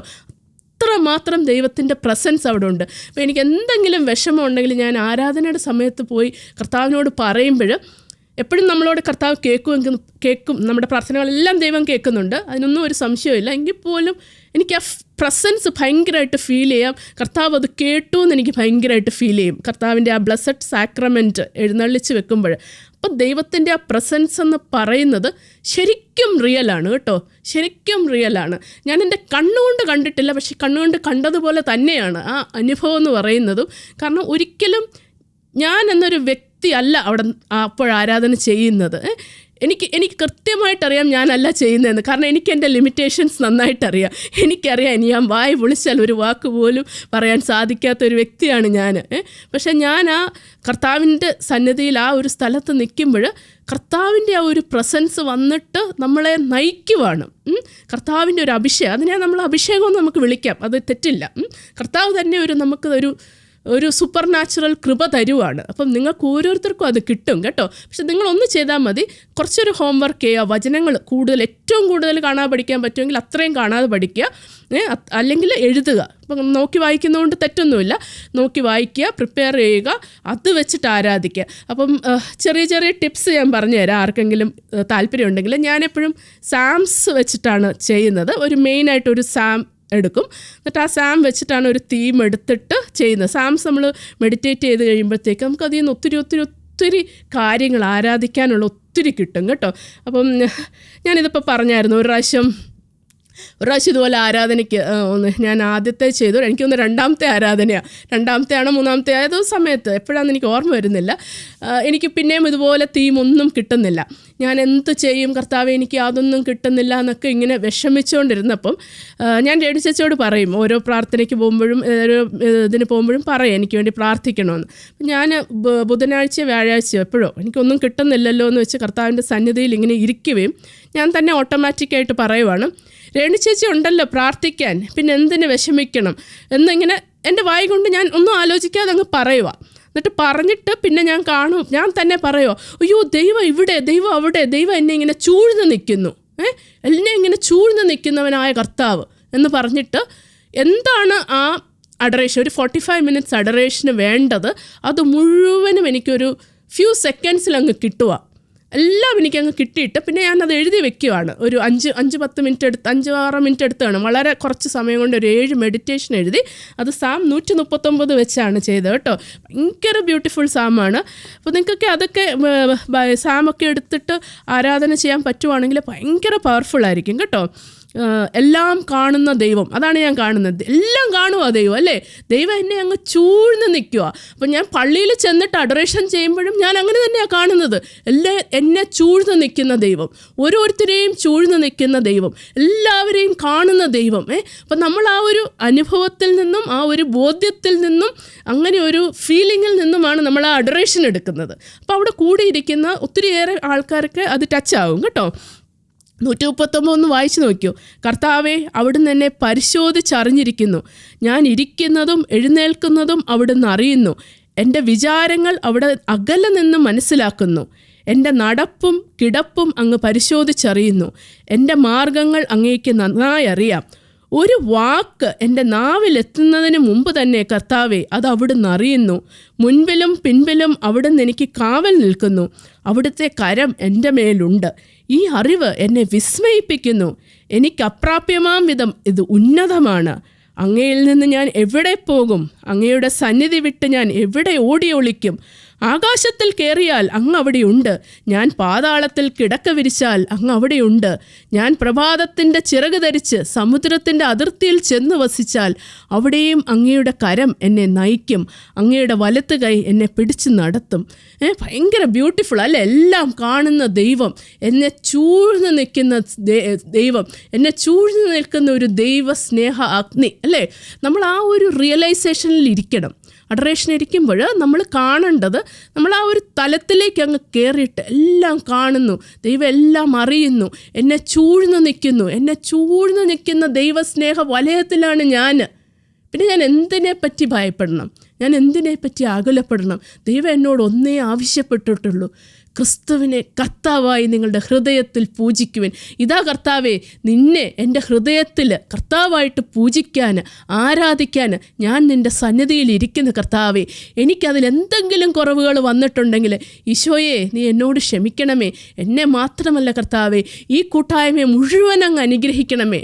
അതായിരിക്കണം നമ്മുടെ പ്രാർത്ഥന. ഒരിക്കലും സെൽഫിഷായിട്ടല്ല, വലിയൊരു ജനത്തെ മുമ്പിൽ കണ്ടുകൊണ്ട് വേണം നമ്മൾ പ്രാർത്ഥിക്കാൻ. ബ്ലെസ്സഡ് ഫാമിലിയിലെ അമ്മമാർ പ്രാർത്ഥിക്കുമ്പോൾ എല്ലാ മക്കളെയും കണ്ടുകൊണ്ട്, ലോകത്തിലുള്ള എല്ലാ മക്കളെയും കണ്ടുകൊണ്ട് വേണം പ്രാർത്ഥിക്കാൻ. അവരുടെ ആത്മാവിന് വേണ്ടി, അവരുടെ ആത്മാവ് പാപത്തിലേക്ക് സഞ്ചരിക്കുന്ന മക്കൾക്ക് വേണ്ടി, ദൈവത്തെ അറിയാത്ത മക്കൾക്ക് വേണ്ടി, തിന്മയുടെ മാർഗത്തിൽ പോകുന്നവർക്ക് വേണ്ടി അവരെ എല്ലാം സമർപ്പിച്ചുകൊണ്ട് ആരാധിക്കാനും സ്തുതിക്കാനും എല്ലാം നമുക്ക് സാധിക്കണം. അപ്പം അതിനായിട്ട് ദൈവം തരുന്ന ഒരവസരം പോലും നമ്മൾ ആരും പാഴാക്കരുത് കേട്ടോ. അതൊക്കെ നമുക്ക് എന്നാ പറയുന്നത്, നമ്മുടെ ഒരു ക്രൗണിൻ്റെ പാർട്ടാണ് കേട്ടോ. നമ്മുടെ ക്രൗൺ ആരും എടുക്കാൻ നമ്മൾ അനുവദിക്കരുത്. അത് ദൈവം എനിക്ക് വെച്ചിരിക്കുന്നതാണ്. അത് നമ്മളായിട്ട് തട്ടിക്കളയാതിരുന്നാൽ മതി. ആർക്കും എടുക്കാൻ സാധിക്കത്തില്ല. നമ്മൾ തന്നെ അത് വേണ്ടാന്ന് വിചാരിക്കാതിരുന്നാൽ മതി കേട്ടോ. അപ്പോൾ അങ്ങനെയാണ് കർത്താവിനെ ആരാധിക്കുകയോ സ്തുതിക്കുകയോ ഒക്കെ ചെയ്യേണ്ടത്. അപ്പോൾ എനിക്ക് തോന്നുന്നു അധികം സമയമില്ല, ഇനി 7 മിനിറ്റൂടെ ഉള്ളൂ. അപ്പം അങ്ങനെയാണ് ഞാൻ കർത്താവിനെ അഡറേഷൻ ലീഡ് ചെയ്യാൻ പോകുമ്പോൾ ഇങ്ങനെയൊക്കെയാണ് ഞാൻ പ്രിപ്പയർ ചെയ്യുന്നത്. കാരണം എനിക്കത് ഒത്തിരി ഹെൽപ്ഫുള്ളായിരുന്നു. കാരണം ഞാൻ സാധാരണ ആളാണ് അല്ലേ. ഞാൻ അങ്ങനെ ഒത്തിരി വചനങ്ങളോ തിയോളജിയോ ഒന്നും പഠിച്ചിട്ടുള്ള ആളല്ല. അപ്പം എനിക്ക് ഒത്തിരി വചനങ്ങൾ ഇപ്പം ഞാൻ ഒത്തിരി ഓഫ് ലൈറ്റാണ് എല്ലാം കാണാതെ പഠിക്കാനൊക്കെ തുടങ്ങിയത്. ഒത്തിരിയേറെ വചനങ്ങൾ അവിടെ ചെന്ന് നിൽക്കുമ്പോൾ എൻ്റെ വായിലേക്ക് അങ്ങനെ ഓട്ടോമാറ്റിക്കലി വരത്തില്ല. അതുകൊണ്ട് ഞാൻ എല്ലാം എഴുതിയും പ്രിപ്പയർ ചെയ്തും എൻ്റെ ഭാഗം ചെയ്തിട്ട് ഞാൻ പോകും. പക്ഷേ ഒരുപക്ഷെ ഞാൻ അവിടെ ചെന്ന് നിൽക്കുമ്പോൾ ഇതിൽ നിന്നൊക്കെ വ്യത്യസ്തമായിട്ടായിരിക്കും ഞാൻ ചെയ്യുന്നത്. വേറെ വചനങ്ങളായിരിക്കും കർത്താവ് പറയുന്നത്. അങ്ങനെ ഞാൻ കണ്ടിട്ടുണ്ട്. ഞാൻ പ്രിപ്പയർ ചെയ്ത് പോകുന്ന ആ സ്ക്രിപ്റ്റ് അനുസരിച്ചല്ല പലപ്പോഴും പറയുന്നത്. വചനങ്ങൾ മാത്രമേ ചിലപ്പോൾ യൂസ് ചെയ്യാറുള്ളൂ. പറയുന്ന ഇത് ഞാൻ അവിടെ ചെല്ലുമ്പോൾ കർത്താവിൻ്റെ ആ സാന്നിധ്യം അവിടെ കാണുമ്പം എനിക്ക് ഓരോ പിക്ചർ മനസ്സിലേക്ക് വരുക കേട്ടോ. അപ്പോൾ ഞാനിങ്ങനെ ചെന്ന് നിൽക്കുമ്പോൾ അവിടെ ചെല്ലുമ്പോൾ ഞാൻ കാണും ചിലപ്പം ഒരു ഡോർ ഇങ്ങനെ തുറന്നു വെച്ചിരിക്കുന്നു. അപ്പോൾ ഡോറിലൂടെ കടക്കുക. 2 ഡോറുണ്ട്. ഒന്നൊരു വൈഡ് ഡോറോ ഒന്നൊരു നാരോ ഡോർ അല്ലേ. അപ്പം വൈഡ് ഡോറിലേക്ക് പോകുമ്പോഴത്തേക്ക് നാശത്തിലേക്കുള്ള വഴിയാണ്. ബുദ്ധിമുട്ടുള്ള നാരോ ഡോറിലേക്കുള്ളതാണ് നമ്മളെ ദൈവത്തിലേക്ക് നടത്തുന്നത്. അപ്പോൾ അങ്ങനെ ഒരു ചിത്രങ്ങൾ കണ്ടുകൊണ്ട് അങ്ങനെ ഒരു വിഷൻ കണ്ടിട്ട് അതനുസരിച്ചാണ് അഡറേഷൻ ചെയ്യുന്നത്. അങ്ങനെ എപ്പോഴും അങ്ങനെയാണെന്നല്ല ഞാൻ പറയുന്നത്. അങ്ങനെ പലപ്പോഴും എനിക്ക് അങ്ങനെ തോന്നിയിട്ടുണ്ട്. അല്ലെങ്കിൽ കർത്താവ് ഇങ്ങനെ നമ്മുടെ കൂടെ അവിടുന്ന് ഇറങ്ങി വരുന്നതായിട്ട് എനിക്ക് തോന്നും. കർത്താവ് നമ്മുടെ ഇടയിലൂടെ നടക്കുന്നതായിട്ട് തോന്നും. അത് കണ്ണുകൊണ്ട് കാണുന്നതാണോ എന്ന് ചോദിച്ചാൽ കണ്ണുകൊണ്ട് കാണുമല്ല. പക്ഷേ ആ സാന്നിധ്യം കൃത്യമായി എനിക്ക് ഫീൽ ചെയ്യുവാണ്. ചുമ്മാ പറയുമല്ല. കാരണം അതെനിക്ക് ഫീൽ ചെയ്യുവാണ്. ഭയങ്കരമായിട്ട് എനിക്കറിയാം ദൈവം അവിടെ ഉണ്ടെന്ന്. കർത്താവിൻ്റെ ആ ഗ്ലോറി അവിടെ ഉണ്ടെന്നുള്ളതിന് എനിക്ക് യാതൊരു സംശയമില്ല. കണ്ണുകൊണ്ട് കണ്ട പോലെ തന്നെയാണ്. പക്ഷെ കണ്ണുകൊണ്ട് ഫിസിക്കൽ ഐസ് കൊണ്ട് കണ്ടില്ല എന്ന് മാത്രമേ ഉള്ളൂ. നമ്മളൊരു അങ്ങനെ ഒരു ലെവൽ ഇപ്പം നിങ്ങൾ അഡറേഷനായിട്ട് കുറച്ച് സമയമൊക്കെ വെക്കുമെന്ന് ഞാൻ വിചാരിക്കുന്നു. അപ്പോൾ അങ്ങനെയൊക്കെ വരുമ്പം നിങ്ങൾ ഓരോരുത്തരും അഡറേഷൻ ലീഡ് ചെയ്യുവാണെങ്കിലും അല്ലെങ്കിൽ കൂടുവാണെങ്കിലും ആ ഒരു കർത്താവിൻ്റെ സജീവ സാന്നിധ്യത്തെ ഫീൽ ചെയ്തുകൊണ്ട് ആ ഒരു സാന്നിധ്യത്തിൽ അല്ല ആ സ്നേഹത്തിലിരുന്നുകൊണ്ട് വേണം കർത്താവിനെ ആരാധിക്കാൻ. അപ്പം നമ്മൾ പ്രാർത്ഥിക്കുന്ന എല്ലാം ദൈവം നടത്തിത്തരും. നമ്മളപ്പോൾ പ്രാർത്ഥിക്കത്തില്ല സെൽഫിഷ് കാര്യങ്ങൾക്ക് വേണ്ടി കേട്ടോ. നമ്മളുടെ സഹനങ്ങളെല്ലാം നമുക്ക് എംബ്രേസ് ചെയ്യാൻ പറ്റും. അപ്പോൾ കഴിഞ്ഞ ദിവസം എനിക്കൊരു സഹനം ഉണ്ടായി. അപ്പം ഞാൻ ഓർത്തു സഹനത്തിന് വേണ്ടി പ്രത്യേകം കൊന്തയൊല്ലി പ്രാർത്ഥിക്കാമെന്ന് വിചാരിച്ച് ഞാൻ ആ സഹനത്തിന് വേണ്ടി കൊന്തയൊല്ലി പ്രാർത്ഥിച്ചു. അപ്പം ഞാൻ കണ്ട വിഷൻ എന്താണെന്ന് വെച്ചാൽ എന്നിൽ നിന്ന് മാറിപ്പോകണമെന്ന് പറയുന്ന ആ ഒരു സഹനത്തിന് വേണ്ടി കർത്താവ് ഗത്സമനയിൽ സഹിച്ച പീഡകളാണ് ഞാൻ കാണുന്നത്. അതെന്നെ വല്ലാതെ വേദനിപ്പിച്ചു. കർത്താവേ, നീ തരുന്ന കുരിശുകളെ ഞാൻ റിജക്റ്റ് ചെയ്യുമ്പോൾ എനിക്ക് എടുക്കാൻ പറ്റത്തില്ല എന്ന് പറയുമ്പോൾ നീ അത് എടുക്കുവാണല്ലേ. അതാണ് അപ്പോഴെനിക്ക് ശരിക്കും മനസ്സിലായ വിശുദ്ധരൊക്കെ എന്തുകൊണ്ടാണ് സഹനങ്ങളെ എംബ്രേസ് ചെയ്തത്. കർത്താവിനോടുള്ള സ്നേഹത്തെ നമ്മൾ പഠിച്ചിട്ടുണ്ട്. കർത്താവിനോടുള്ള സ്നേഹത്തെ പ്രതിയാണ് അവർ ആ സഹനങ്ങളെ എംബ്രേസ് ചെയ്തതെന്ന്. അപ്പോൾ എനിക്ക് ഇങ്ങനൊരു വിഷൻ കണ്ടപ്പോൾ എനിക്ക് അടുത്ത തവണ ഞാൻ ഒന്നും കൂടെ ആലോചിക്കും അല്ലേ എൻ്റെ സഹനങ്ങൾ മാറിപ്പോണേന്ന് ഞാൻ പറയാൻ. കാരണം ഞാൻ എൻ്റെ സഹനങ്ങളെ മാറ്റി വിടുമ്പോൾ എൻ്റെ കർത്താവ് അതിനായിട്ടൊരു എക്സ്ട്രാ അടി അവിടെ കൊള്ളുന്ന പോലെ എനിക്കൊരു ഫീലിംഗ് അല്ലേ. എൻ്റെ വേദനകളെ അവിടുന്ന് ചുമക്കുവാണ്. പക്ഷേ അവനോടുള്ള സ്നേഹത്തെ പ്രതി ഞാൻ ആ വേദനയെ ചുമക്കും എന്ന് ഞാനത് സന്തോഷത്തോടെ സ്വീകരിക്കുമ്പോൾ അത് ഇച്ചിരിയും കൂടെ ഉന്നതമായ ഒരു ദൈവസ്നേഹമായിട്ട് എനിക്കങ്ങ് തോന്നി. അപ്പം ഇങ്ങനെ കുറേ കുഞ്ഞു കുഞ്ഞു കാര്യങ്ങളിലൂടെ ചെറിയ ചെറിയ ചിന്തകളിലൂടെയാണ് ദൈവം നമ്മളെ ഓരോരുത്തരെയും വളർത്തുന്നത് അല്ലേ. നമ്മളൊക്കെയും ചെറിയ പിള്ളേരാണ്, ഇപ്പോഴും പാല് കുടിക്കുന്നവരാണ്. നമ്മളെയൊക്കെയും ദൈവം വളർത്തുന്നത് ചെറിയ ചെറിയ ചിന്തകളിലൂടെയും അതിലേക്ക് ആ തരുന്ന ഓരോ ചിന്തകളോടും നമ്മൾ വിശ്വസ്തരായിട്ടിരിക്കുമ്പോൾ നമ്മൾ അടുത്ത ലെവലിലേക്ക് കയറും. അവിടെ നിന്ന് വലിഞ്ഞ് കഷ്ടപ്പെട്ട് അടുത്ത ലെവലിലേക്ക് കയറും. അങ്ങനെയാണ് യാക്കോബ് കണ്ട കോവണിയിലൂടെ ഫൈനലി നമ്മൾ ദൈവത്തിൻ്റെ അടുത്തേക്ക് എത്തുന്നത്. അപ്പം ആരാധനയെ പറ്റിയുള്ള ക്ലാസ് ആയതുകൊണ്ട് ഞാൻ പറയാൻ ഉദ്ദേശിച്ചതെല്ലാം തീർന്നെന്ന് എനിക്ക് തോന്നുന്നു. പരിശുദ്ധാത്മാവ് പറയാൻ ഉദ്ദേശിച്ചെല്ലാം പറഞ്ഞു എന്ന് തോന്നുന്നു. അപ്പം 1 പത്രോസ് 3:15 മനഃപ്പാഠമാക്കുക. ക്രിസ്തുവിനെ കർത്താവായി നിങ്ങളുടെ ഹൃദയത്തിൽ പൂജിക്കുവിൻ. ഓരോ അഡറേഷന് പോകുമ്പോഴും ആ ഒരു പ്രാർത്ഥനയോടുകൂടി പോവുക. കണ്ണടച്ച് കണ്ണുകളിൽ കർത്താവിനെ കണ്ടുകൊണ്ട് പ്രാർത്ഥിക്കുക, ആരാധിക്കുക. ആ ആരാധനയ്ക്ക് ഭയങ്കര ശക്തിയാണ്. നമ്മളെ തന്നെ മറന്ന് നമ്മളൊന്നുമല്ല, അവിടുത്തെ സന്നിധിയിൽ നമ്മളൊന്നുമല്ല. ദൈവത്തെ ആരാധിക്കാനായിട്ട് നമ്മൾ പരിപൂർണമായി നമ്മളെ തന്നെ വിട്ടുകൊടുക്കുക. അപ്പോൾ ദൈവം ഒത്തിരി ഒത്തിരി ഒത്തിരി അത്ഭുതങ്ങൾ നിങ്ങൾ ഓരോരുത്തരുടെയും ജീവിതത്തിലൂടെ പ്രവർത്തിക്കാൻ തുടങ്ങും. അപ്പം അതിനായിട്ടുള്ള കൃപയ്ക്കായിട്ട് നമുക്ക് ഓരോരുത്തർക്കും ഒരു നിമിഷം പ്രാർത്ഥിക്കാം. Thank you so much. God bless you all.